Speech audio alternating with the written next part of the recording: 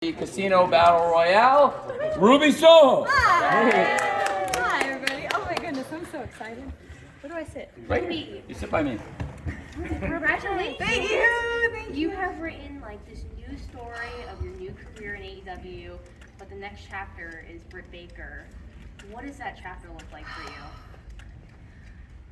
Tonight was definitely about the feat that I had before me, which was quite a few incredibly talented women that I have studied for a very long time and been a fan of myself for a very long time. So I knew I was up against a lot to get to this opportunity.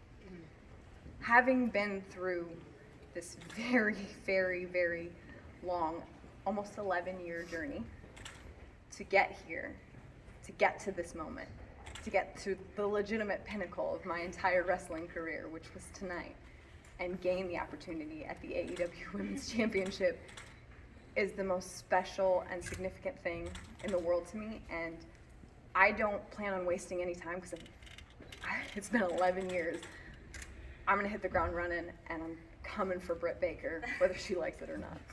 Ruby, you talked about, well, obviously your name, and then the music you came out to.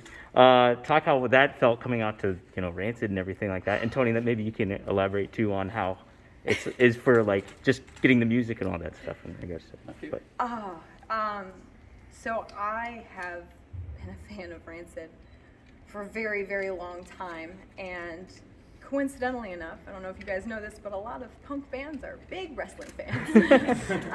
And Lars and I had became friends over the last couple years, and I had kind of come upon a time where I was like, okay, I need to know what I'm going to be called, what my music's going to be, and he suggested and like bestowed upon me Ruby Soho and the music, and I've never been so like, I was on camera and I was like, oh my God, I'm so happy. Like I couldn't even like contain my excitement because it just seemed surreal. And it was hearing it tonight and coming out to it and hearing people chant Ruby Soho, and that's me, was amazing. And it was like all of my loves, punk rock and professional wrestling, like came together tonight in this like beautiful story that it's just undescribable.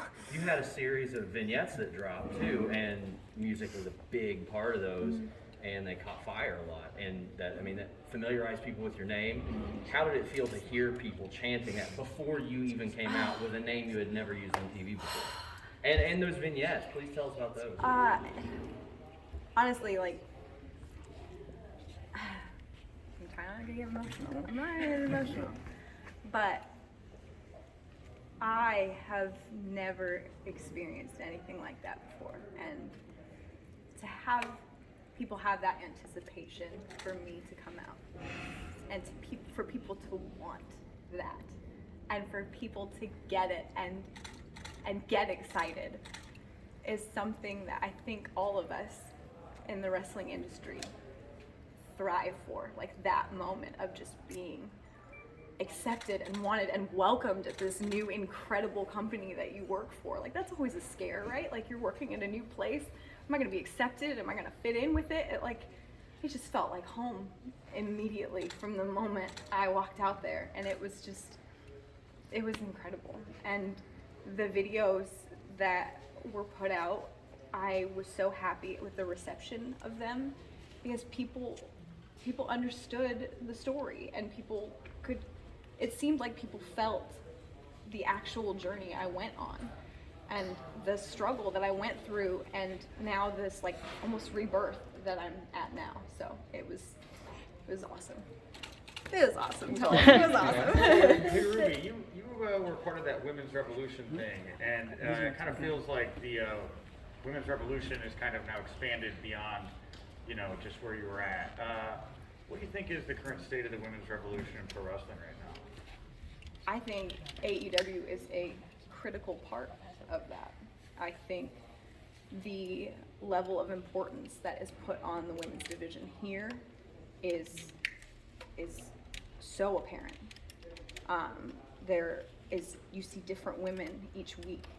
It's not the same people. You see different women who are from different backgrounds and all thriving and succeeding and intertwining with each other, and you can go on these journeys with these women, and these women have a voice. And I think this place is a crucial part in the evolution that is women's wrestling. And I think I'm very, very fortunate to be a part of it. One of the things that people talk about, especially as wrestlers move from another place and then they come here, is this really open and engaging and exciting creative environment among their peers in the locker room. There's a lot of exchanging ideas, there's a lot of freedom of expression, and there's an open line of communication with Tony Khan to talk about anything and everything all the time. So, who have you sort of been most excited to work with so far in the locker room? And what are you looking forward to with your experience with expressing your creativity and sort of finding a new freedom in this enriching environment? Honestly, and I really wish I could find the words to express the level of welcoming I felt when I walked through these doors today. And I told Tony this earlier. There's something very special about this place. And I had heard a lot of things. I know a lot of people here. I've worked with a lot of people here that I worked with on the indies. And they all told me the same thing. And I tried so hard not to get too excited because I'm like, it can't be that. It sounds too good to be true. It can't be that great, right? It honestly is. Like, I walked through those doors and I've never felt more welcome in my life. I had so many people hugging me. We're so happy you're here. Like, what a beautiful feeling to be excited when you come to work and feel like you're welcome. And I was just elated. It was just such a beautiful thing. And to speak to Tony and be like, so like I was almost like searching for like, oh, what are you looking for? Like, what do you want? And he's just like, I just want you to be you. I don't think I've ever had that in a long time. And it felt incredible to just be like, wow, like this freedom, this creative freedom where the possibilities are endless. And to answer your question, I am a fan of so many of the girls on this roster. I don't even know if I could pick Nyla Rose, Thunder Rosa, like Tainara Khan. I can't even pick one because for different reasons, I'm a fan of all of them, and I'm so excited to get in the ring with all of them because I think they're going to bring out a different version of me and a different side of me and a different fight to me that no one in the industry has seen yet. When was the last time you were this happy in pro wrestling? I don't think I've ever been this happy in pro wrestling, if I'm being honest. Like tonight, my face hurts from smiling. It's a real thing. My face hurts from smiling so much, and I never want this feeling to go away. And I'm so grateful. I'm so grateful to Tony. I'm so grateful to all of you, to everybody that was in attendance tonight for just welcoming me with open arms, because to be honest, I'm usually the misfit, but you guys made me feel like I fit right in. Ruby, everybody brings something different to the table. What do you hope to bring to the AEW women's division? That's a very good question. I mean, obviously, selfishly, I want these girls to take me to a level I haven't been on in a long time, and I want to see if I can still do it. So that's obviously the selfish part to me, but I want to be able to, in any way that I can, elevate this division and just have fun and show everyone the different parts of me, the different parts of all the characters, all the people, all the women that you've come to know and love or hate, and see different sides of them. And I hope to bring those sides out of people you haven't seen. And it's just I'm just excited to be able to be a part of all these stories. And I can't explain to you guys. I'm so happy. Like, this place rules. Ruby, any personal? Let's get a couple more. She's doing great. Yeah. Okay. Any professional goals and personal goals that maybe before you couldn't achieve that now in AEW you think you will achieve? So, since I have been on national television, I have never held a title. I think tonight I have solidified my opportunity to potentially be the AEW Women's Champion, which to me is the biggest honor that I could possibly have. And so that's, of course, a goal, is to be able to hold gold for the first time on national television. Like, that's an amazing goal, and it's not one I take lightly. But I think I want to find my love for wrestling again, and I think I found it tonight. Ruby. We'll get a couple more. Hey, but we'll get AJ and then Dave. Sorry, AJ. Sorry, Dave. You had a Sorry. great match tonight. Thank you so much. And also, you won a title shot at Britt Baker. What are you going to do to prepare for that match? That is an amazing question. So I have known Britt Baker for a very long time. Prior to AEW, back on the independents when she first broke in, I have known Britt Baker. But I also have been studying her for many years and just keeping up with her career. And she is, without a shadow of a doubt, one of the hardest working women in this industry, both in and out of the ring. So she will definitely be a very difficult opponent to come across.